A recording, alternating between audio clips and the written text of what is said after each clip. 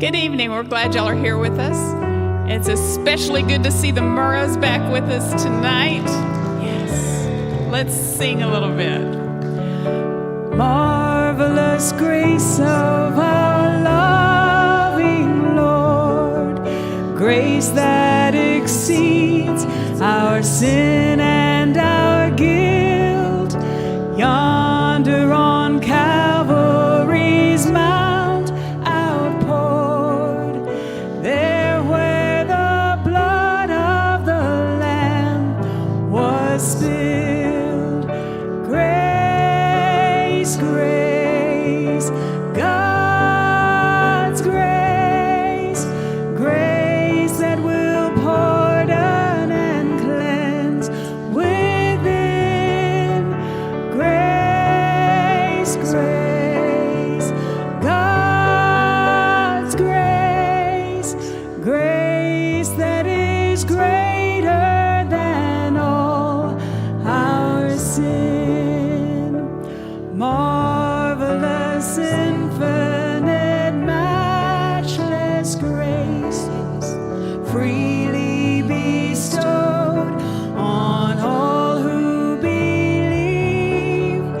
You that are longing to see His face, will you this moment His grace receive? Grace, grace, God's grace, grace that will pardon and cleanse within. Grace, grace, God's grace, grace that is greater than all our sin. I know not why God's wondrous grace to me He hath made known, nor why unworthy Christ in love redeemed me for His own. But I know whom I have believed and am persuaded that He is able to keep that which I've committed unto Him against that day. I know not when my Lord may come, at night or noonday fair, nor if I'll walk the vale with Him or meet Him in the air. But I know whom I have believed and am persuaded that He is able to keep that which I've committed unto Him against that day. Thank you.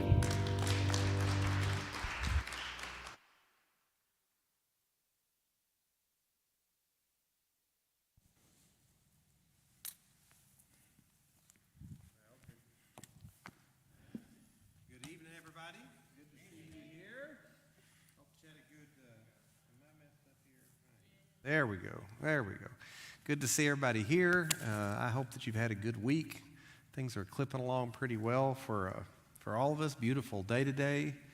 And Bobby, you're going to have to watch your theology tonight. Why is that? Well, because Paulette's here, you know. Okay. I mean, she's going to be watching. Make sure you don't say anything that's, you know, heretical or anything. Sometimes I get carried away. Yeah. Sometimes she'll kind of elbow Don when you mess up, so just be careful. Keep it all straight. We are glad to have you two back. And I'm just curious, how many of you that are here have had a shot, a vaccine shot, yay or nay? All right, a number of you have. All right, well, that's great. Well, you know that the governor has lifted the mask mandate, so we're kind of navigating what that looks like for us. I'm thinking that what's going to happen is that we're going to ask people to wear the masks in and out of the lobby like we have been until we get a little closer to Easter. Just because there's some people that just had one shot and that kind of thing, and we want to get everybody fully vaccinated that wants to be fully vaccinated before we risk that. So I think that's kind of where things are going to head. And then when you come in here, you can take the mask off. We've done real good through this whole thing, so we're going to see if we can't finish well too. So, but glad we're making progress. Bill and I talked, and I think we're going to have our men's prayer breakfast in April. We haven't had that thing in a year. Time to get back. So April will be our first men's prayer breakfast. So look forward to that. And how was your day? It was good. Everybody nice at the courthouse today? Everybody was nice. Everybody was nice. How's the new courthouse coming? Well, they're going to have groundbreaking ceremony, I think March 23rd or 24th, and start moving dirt right Are they after. going to invite you to go over there? Or are they going to make you stay downtown? No, I'm going over there. Are you sure? Well, that's what they tell me. All right. They may change their mind, but that's what they tell me right now. All right, well, that's good. That's good news. Let's open in prayer. Father, thanks a lot for this good day, for these friends and the chance to get together, to open your word together, all that. What a privilege to be yours today. I pray that you'd speak to our hearts out of this wonderful 22nd chapter of Acts, and it is in the name of Jesus that we pray all these things. Amen. Well, this you did 21st chapter of Acts 2 weeks ago. Is that right? Isn't that right? Yes. Okay, I All right. was right about that. And so that kind of sets up this chapter, right? In fact, there probably is value in us going back real quick and looking at the end of chapter 21 just to make sure we're all on the same page. Right. So you'll remember Paul is in Jerusalem, and boy, I mean, he's having some trouble. Now, there's some people there not very happy with him, and they try to kill him, and the Roman soldiers come in. And verse 37 says, as Paul was being taken inside, that's away from the crowd, he said to the commander, may I have a word with you? And the commander is surprised. Do you know Greek? Aren't you the Egyptian who led a rebellion against some time ago and took 4,000 members of the assassins out in the desert? No, Paul replied, I'm a Jew and a citizen of Tarsus in Cilicia, which is an important city. Now, please let me talk to these people. The commander agreed, so Paul stood on the stairs and motioned to the people to be quiet. And soon a deep silence enveloped the crowd, and he addressed them in their own language, which was Aramaic. This must have been quite a dramatic kind of moment. They've just tried to kill him, and he says, well, I want another crack at that bunch, you know? And he comes back out, and that's where we're going to pick up today. This is NLT. Because this one says is the Hebrew language. Oh, which was Aramaic. Oh, okay. Yeah. Okay. All right. Yeah, today, right, that's right. Okay, so here we go with the beginning of chapter 22.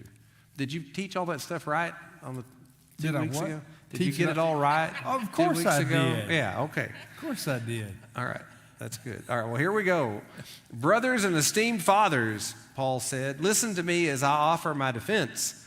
And when they heard him speaking in their own language, the silence was even greater. It's really interesting, right? This thing about the hush falls in the crowd, and then even more, you know, once he comes back and speaks in Hebrew. And then Paul said, I am a Jew born in Tarsus, a city in Cilicia, and I was brought up and educated here in Jerusalem under Gamaliel. As his student, I was carefully trained in our Jewish laws and customs. I became very zealous to honor God in everything I did, just like all of you today. And so here in these first verses, Paul is reintroducing himself to the crowd. Why do you think he starts out this way, Bobby? Well, I mean, this is one of the first defenses that Paul has to talk to them. I think there's like 5 others that come along after this. So he's building his defense and trying to show that he's not what they're accusing him of, and at the same time, he's wanting to share the gospel with them and tell them about his conversion. And we'll see a little bit more about that, but. It's what Paul always does. I mean, he has 9 lives, and Find common ground. well, there's no question about that. Paul always does that. He tries to find common ground, and he's going back through and talking about.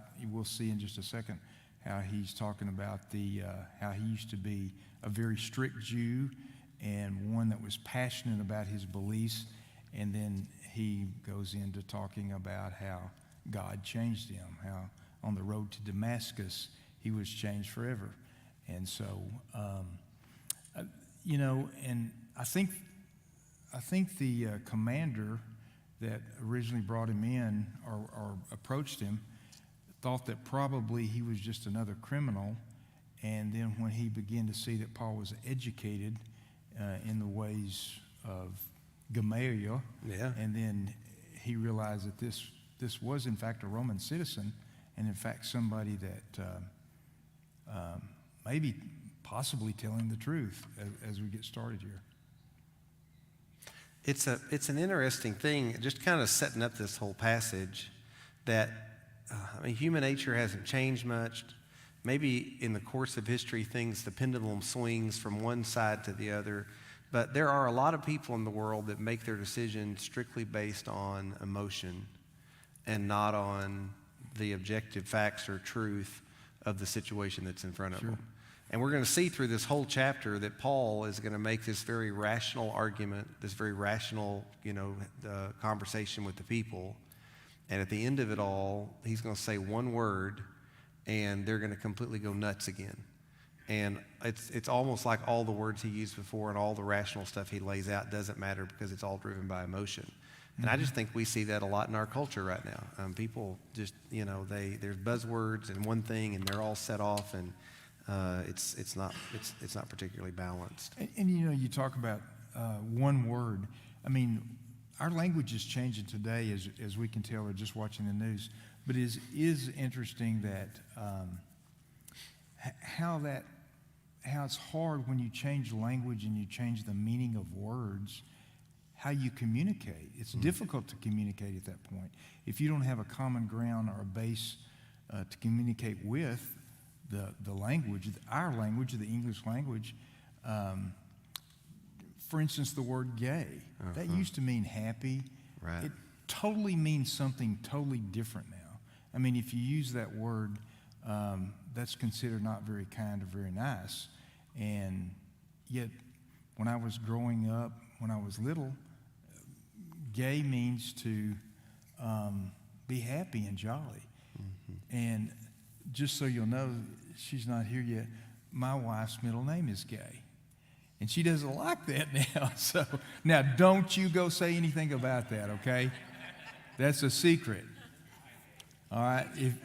If y'all say anything about that, I'm going to say Pastor Brent. It had nothing to do with Bobby. He would not have done that. That's right.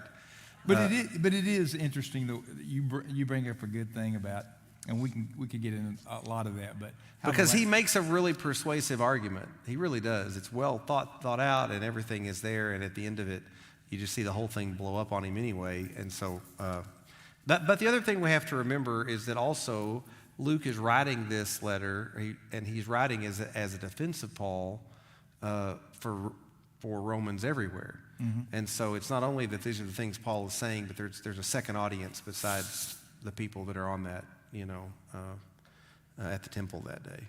So he goes on and he says, I became very zealous to honor God in everything I did, and I was just like all of you today. There's that common thing that we were talking about. And I persecuted the followers of the way, hounding some to death, arresting both men and women and throwing them into prison. And so I think, he's trying to say, boy, nobody was harder on this Christian thing than I was. And I didn't care if they were male or female. I'm an equal opportunity Christian hater. And the high priest and the whole council of elders can testify that this is so, for I received letters from them to our Jewish brothers in Damascus, authorizing me to bring the followers of the way from there back to Jerusalem in chains to be punished. So Paul's revealing that he was pretty rough. I was thinking about his passion and his efforts as an individual, as a Jew, and how passionate he was about his religion. It seems like, and you can name a number of people, even some modern ones, that were converted to Christianity, and before they were converted to Christianity, whether it was Islam or any other religion, they were very, very passionate about the religion wherever they were in life or that stage of life. And they became a Christian, and their passion about Christianity continued, And it's just interesting to kind of see that. Why is that? Why would you have that passion in one area and you carry it over into the other?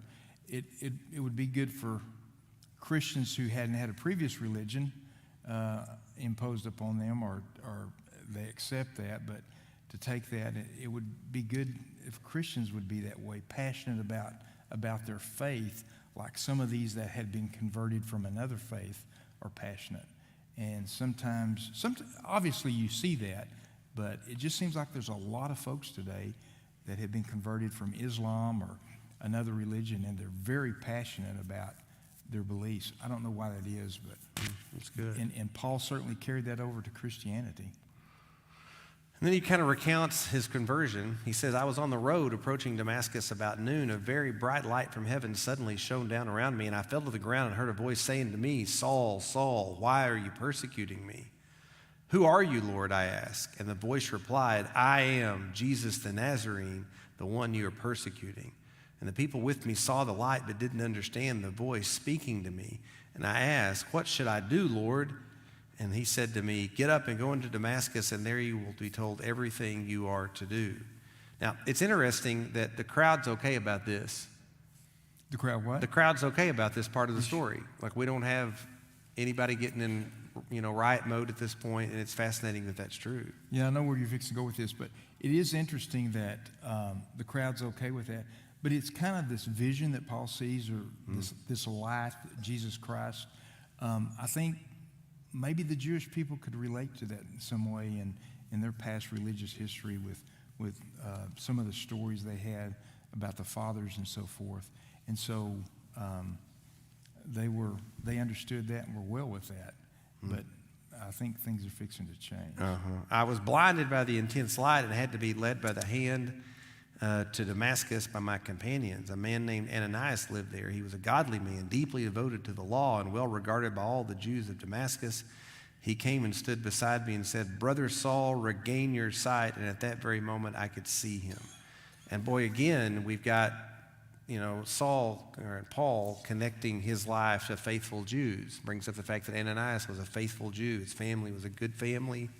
He's trying to help them see that this Christianity thing is an extension of Judaism. It's the step they've been waiting on, setting himself up as a really good Jew. And then he told me, the Lord of our ancestors has chosen you to know his will and to see the righteous one and hear him speak, for you are to be his witness, telling everyone what you have seen and heard. What are you waiting for? Get up and be baptized. Have your sins washed away by calling on the name of the Lord. And so here's this moment of witness from Ananias. Anything important about the way that Ananias goes about this that you pick up here? Ananias didn't want to do it All right. because he had been a persecutor of Jews or Christians, and he didn't want to do it. Ananias kind of is the good Jonah, right? Because, he doesn't want to do it, but then he does do it, and he's even, positive about it as it all kind of plays out.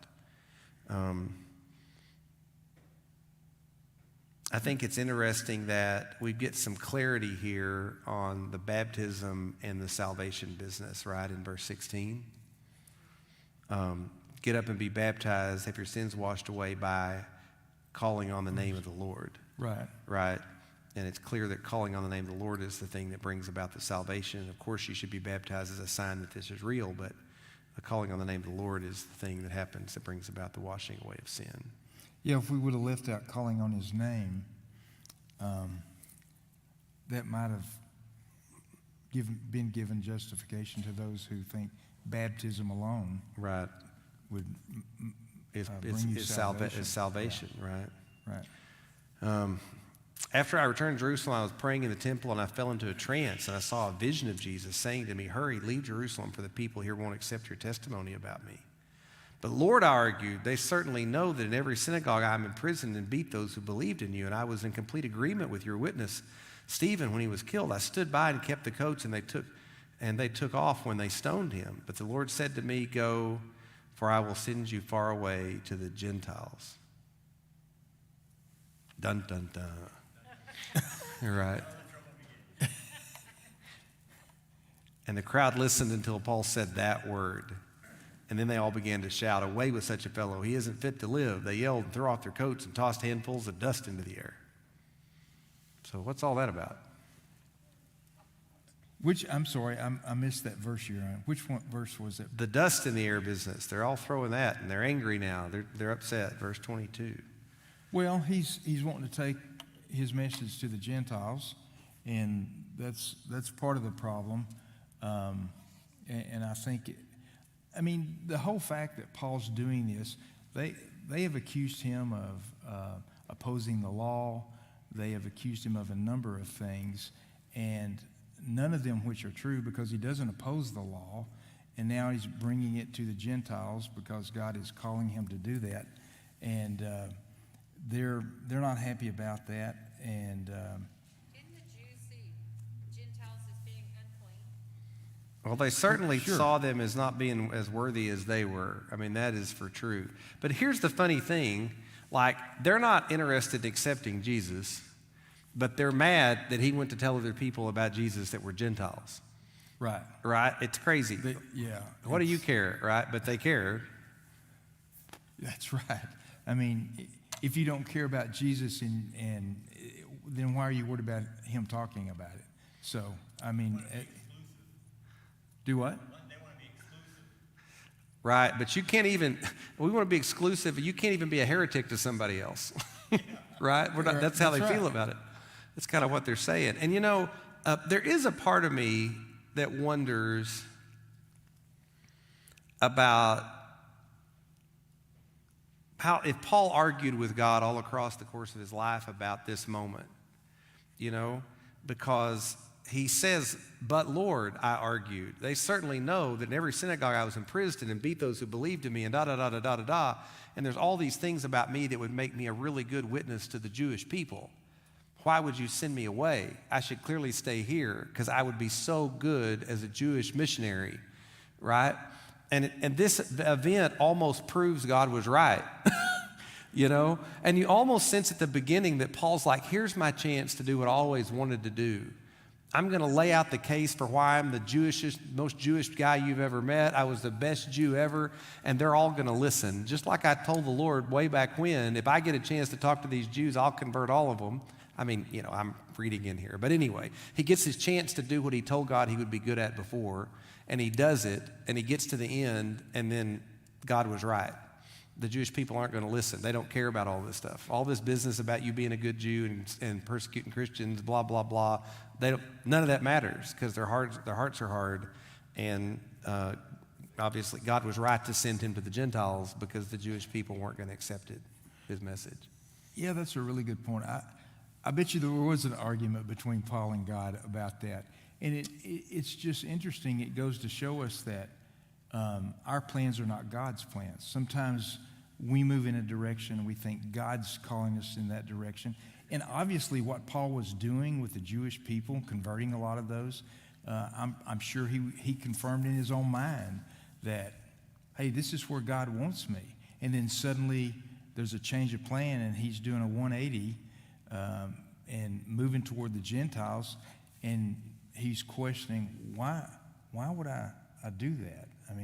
But I never thought of it that way. That's a really good point. Well, just when I was looking through, I picked up on this in verse, I guess it's verse 19. What does it say in your translation, Carrie, on verse 19? No, I went to NLT with you. Oh, I see.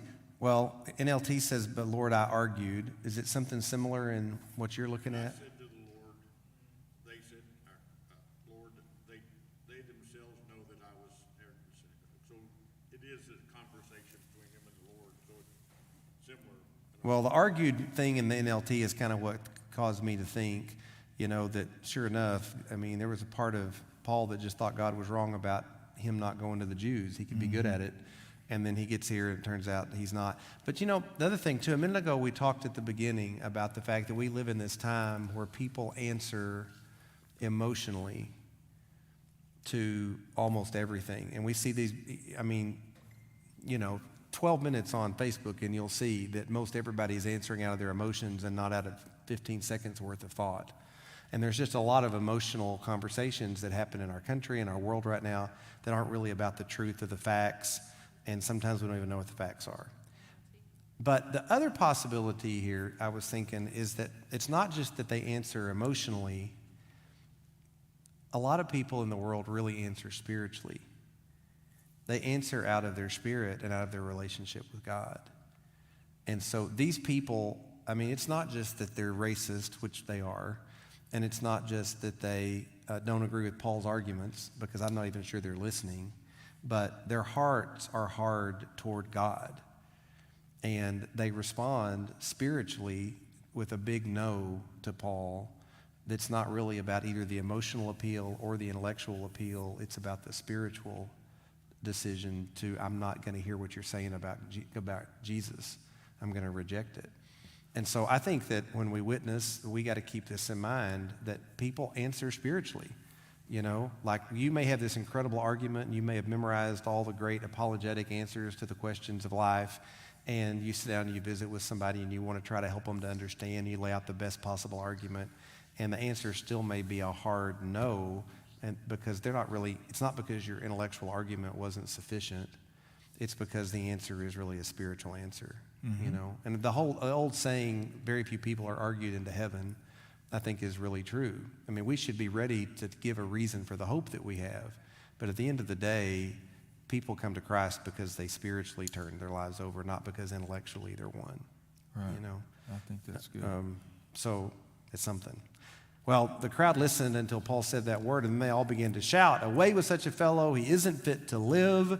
They yelled, threw off their coats, and tossed handfuls of dust into the air. So they've had it. This is over with. They're really upset. So the commander brought Paul inside and ordered him to him lashed with whips to make him confess his crimes. He wanted to find out why the crowd had been so furious. Okay, so this is a big deal. When they tied Paul down to lash him, Paul said to the officer standing there, "Is it legal for you to whip a Roman citizen who hasn't even been tried?" Uh-oh. So Judge, tell us what's going on there in verses 24 and 25. Well, I mean, with Roman citizenship came a lot of privilege, and when the centurion commander heard this, you certainly don't want to punish somebody or scourge them or whatever, or do anything in regards to punishment if they haven't done anything wrong.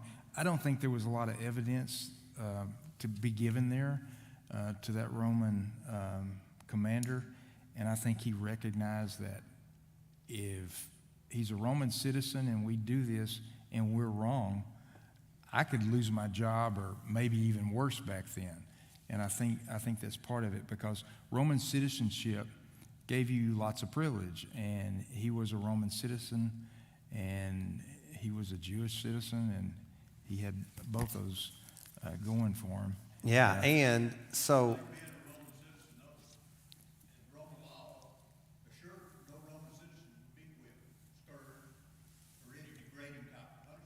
yeah, that's right. Well, and the word here for scourged is an indication that this wasn't going to be just a normal whipping. This is going to be that same thing that happened to Jesus. This is the cat of nine tails thinking they're talking about going. Lots of people don't live through it. I mean, it's about to be an awful thing. And so that's really not okay for Roman, to your point. That's really not okay for Roman citizens to endure that. In fact, he's not even supposed to be tied up. Like, the scourging is way past it. Like, he's not even supposed to be tied until he's proven guilty of something. And then none of that has happened. So now they're like, oh no, well, we're in trouble now. So the commander went over and he asked Paul, whoa, wait a minute. Tell me, are you a Roman citizen? And Paul says, I certainly am. And the commander muttered, I am too. It cost me plenty. So what's that about? Well, I think you could. I had a note on that. I think you can pay for this. That's right. But you're inferior to a birth of Roman. Well, Right. and it just goes to show you here the dual justice system.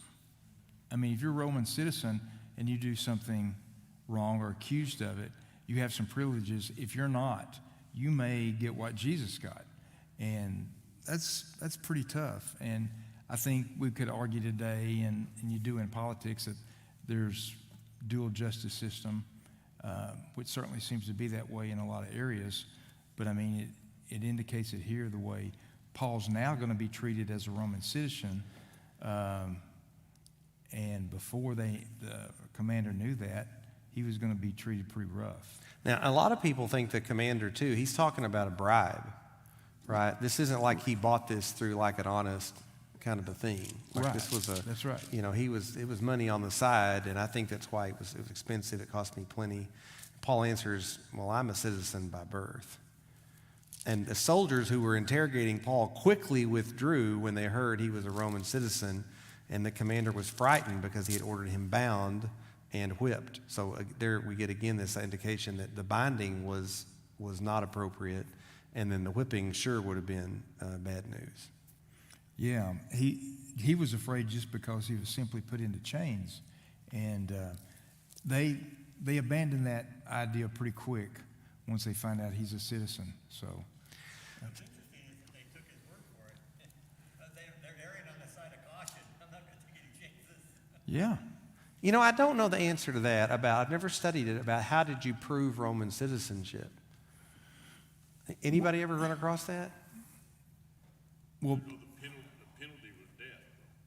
If you claimed it and you weren't, you were meeting an exit. Oh, well, I mean, I guess that would help, right? well, Paul was from Tarsus, and wouldn't his mom and dad, they were citizens, right, of Rome? Yeah, we think at least his dad was, right? His dad.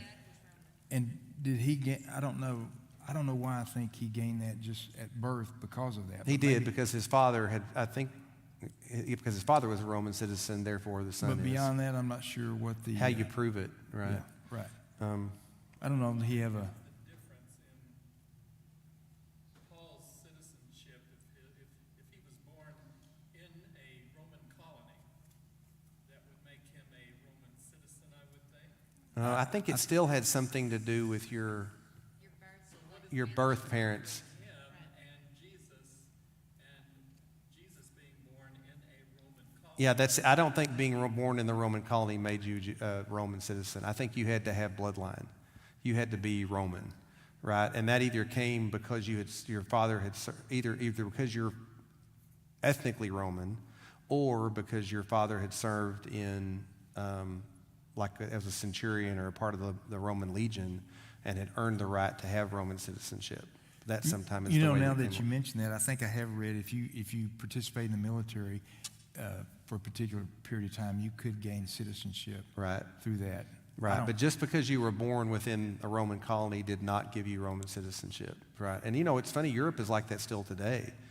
You can be in France, fourth generation Albanian, and it won't matter. You're still not French. You're still an Albanian. You don't get. It's the same thing with Puerto Rico.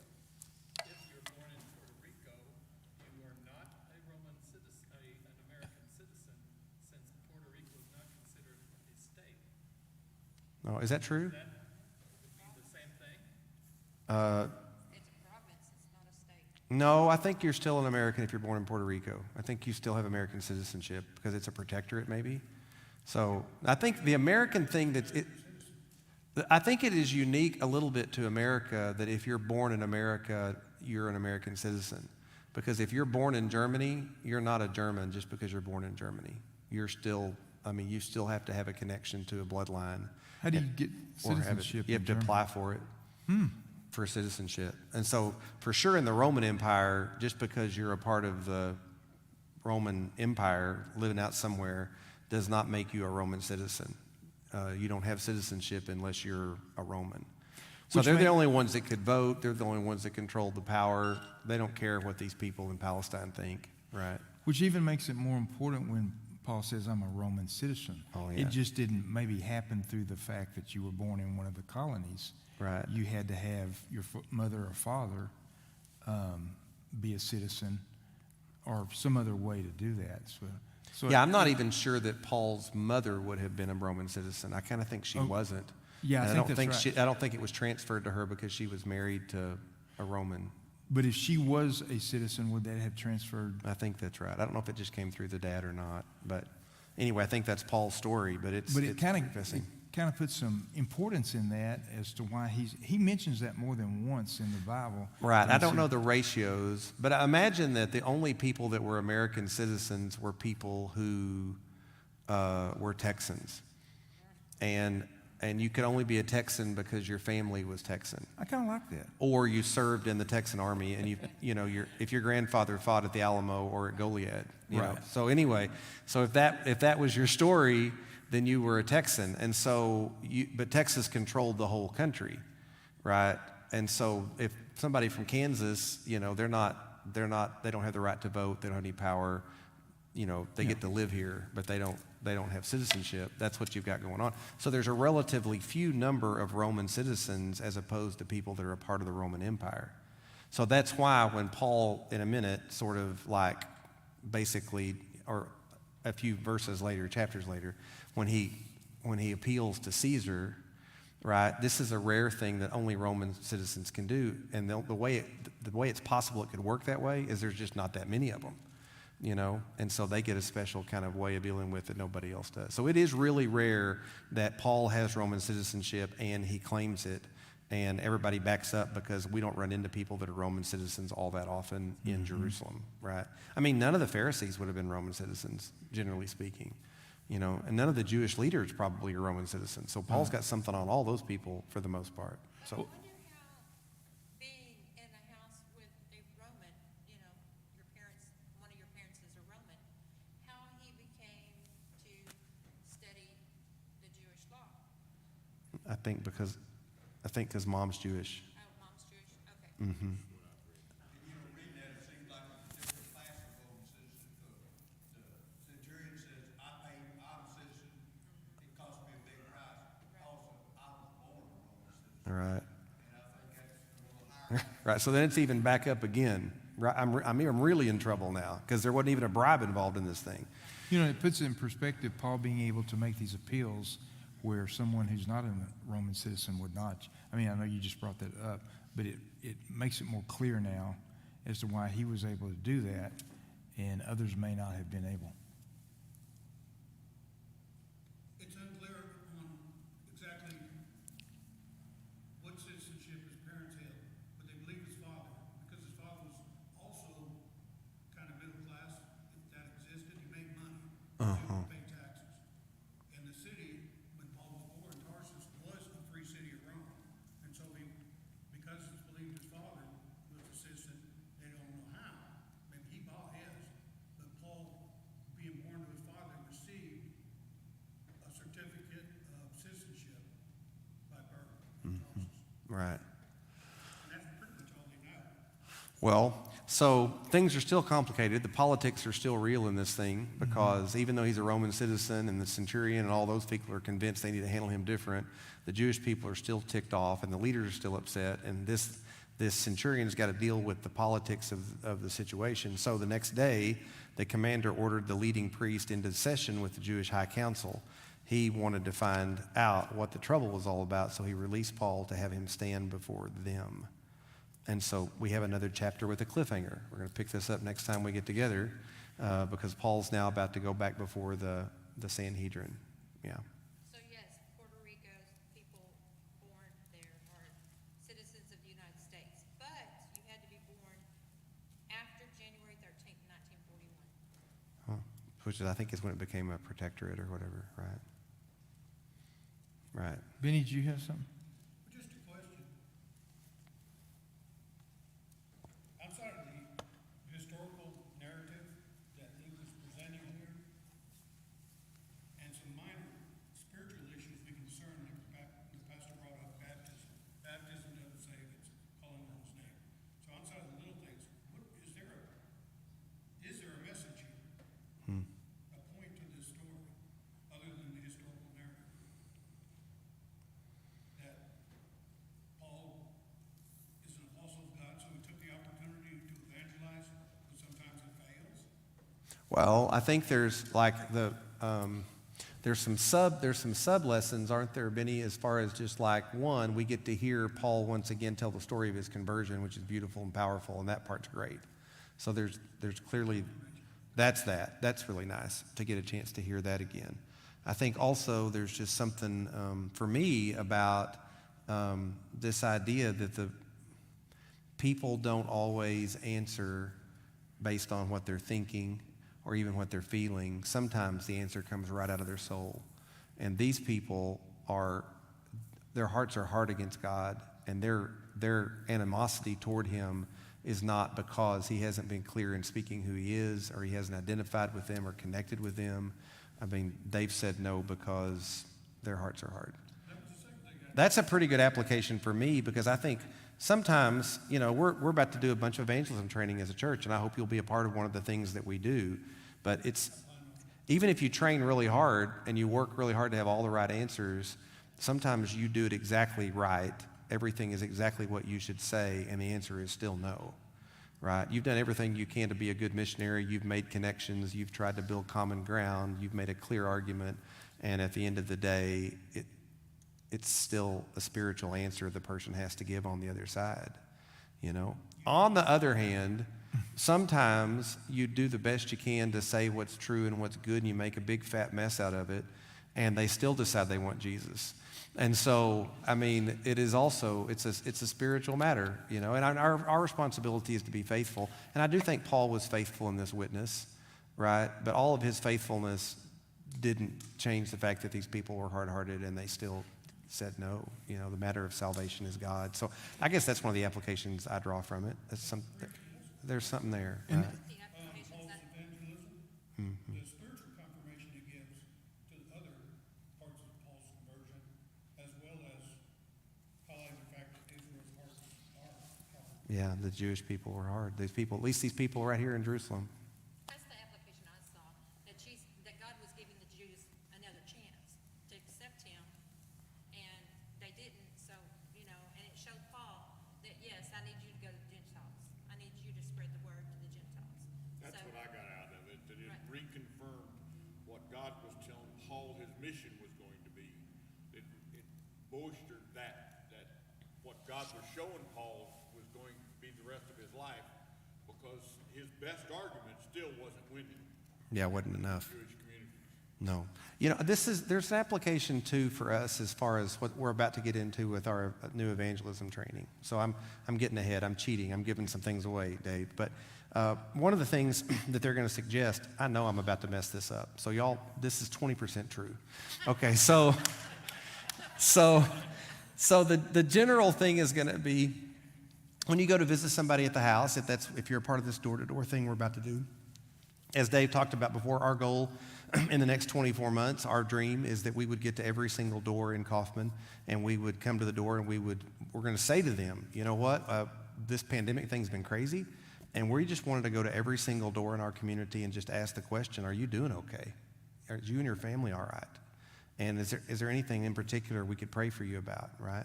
Now, at that point in the conversation, the person on the other side of the conversation is going to reveal some things about their spiritual condition. And they might say, no, I don't want to talk about that at all. And if they do, it's red light. Am I truthful so far, Dave? All right, I'm 100% truthful so far. And so that's a red light. Like, if the door's been shut, they've said no, there's not a receptivity there, right? Now, you could keep on going, but I think it'd be wrong for you to do so, because just like they did with Paul that day, they've shut the door and said, we're not receptive, right? And then farther in the conversation, you might ask the question, you get down the road with them, and maybe the next question you ask is something about the world's difficult and problematic, and we've prayed together or whatever. A lot of people have been looking for hope these days. Could I share with you something about the hope that I have found in the world? How's that? Yeah, and one thing about it is, if you're polite with them and respect their answer, if it's firm, then the next time they get approached by somebody at some later point in time, they might be their heart might be softened. That's right. If you push the issue, you're going to harden it more and more. That's true. That's part of the tactfulness that goes on, and how to really interpret that is a red light. Now, there are just little things you can do in starting up a conversation that just build the dialogue and just build the rapport, and then sometimes you can lead back into it. But you have to really kind of weigh it, how that goes. Well, the short of this story is that in the way that we're talking about doing it, there's red lights, there's yellow lights, and there's green lights, right? That are and those colors represent different levels of receptivity on the person you're talking to talking about the Lord and whatever. I think that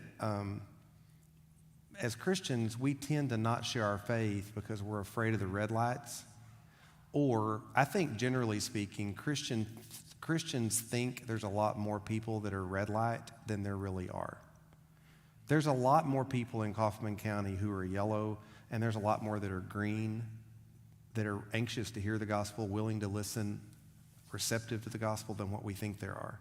And we tend to think everybody's red. If they're not in church, they're probably a red light. But I don't think that's true. And as we get out, we'll discover that. But I also think the thing about it is that when we run into red lights, we should just say, well, God, it's not time. God's not got them in the right place, and I should go on to some place where there's yellows and greens, because there's a lot of them that are yellow and green where people would be open to hearing what I would have to say about Jesus. And so I think sometimes Christians get hung up on the reds, and because we're hung up on the reds, we don't share our faith. And Paul could have. Imagine if Paul would have sort of disobeyed the Holy Spirit, and he would have said, I'm going to stay here in Jerusalem, and I'm going to keep banging on this door that's not open. Then all the Gentile world that he evangelized would have not ever heard the gospel because he didn't get out to where the lights were green. And so it's a good, there's a missiological thing here. The missiological theory is you go where there's receptivity, and you just recognize where the ground's hard. You don't have to keep throwing that seed at it. You can wait till, maybe it's somebody else's job at another time to do it. So. The Bible calls it a person of peace. You're looking for somebody that's a person of peace that's receptive to what you're going to say. And I often refer to the red, yellow, and green kind of like triage. You're triaging. This person here is to the point where you can't spend time with that because there's a lot of other people that are suffering, like you said about Jerusalem and the Gentiles. My dad had 11 brothers and sisters, and each one of them, one's a Church of Christ, one's a Presbyterian, one's a Mormon. And I asked my uncle, I said, how did you become a Mormon? And he said, because somebody knocked on my door. And I was like, wow. And the wrong person. No, right. All right, well, that's a lot of stuff. Yeah, let me, if I can say one other thing. Yeah, sorry. So what we were getting out of this passage, this chapter, I mean, it's interesting. What hit me was how difficult evangelism is.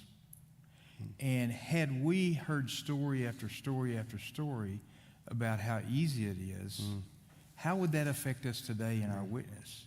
If we saw that it was easy for Paul and everybody else that was involved doing it, how difficult would that make it for us? When it wasn't easy.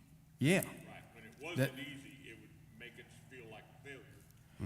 Yeah, I mean, I think there's a message here that we have to keep at it. You will fail. I mean, And like Pastor sometimes Brett they're gonna said, say no. there's a red light, and you need to know that, but there's going to be probably more that are receptive to you than those that have red lights. And it just hits me, the fact that we're going to move over 2 years and try to hit every door in Kaufman is interesting, because at work the other day, there was a prosecutor working in my court, and she had only worked there a couple months, and then she resigned. She was 37 years old. She was of Chinese descent but spoke very good English. And her mom was moving over here from China, and she was married. And she came to me and said, Judge, I'm going to be resigning because we're going to start a family. And I congratulated her and everything. And apparently she had been having a difficult time having children. Well, I found out yesterday that she had become pregnant. This is about 10 months ago. She had become pregnant, but she lost the child, and that she committed suicide. And so it's just one of those stories that you kind of wish you had said something more to her. You know what I'm saying? And